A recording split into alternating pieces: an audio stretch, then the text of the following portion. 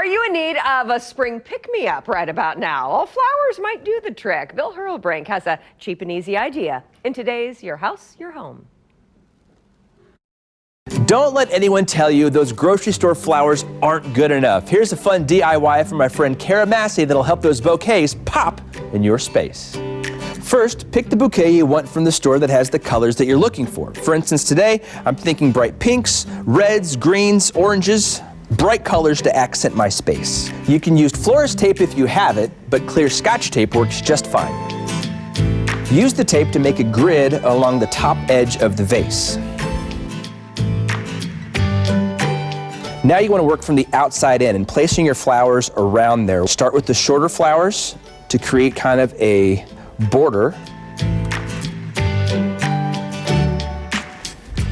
and work to the inside, creating whatever designs you feel destined to make.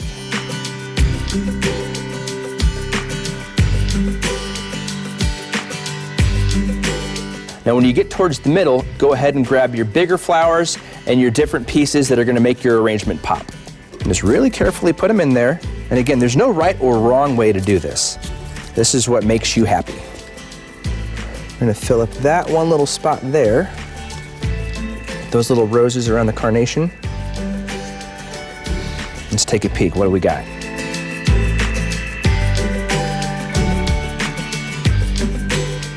You can then tie a ribbon around the vase or just add it right to your shelf to bring much needed color and hopefully lift your spirits. For Your House, Your Home, I'm Bill Hurrelbrink, KCTV 5 News.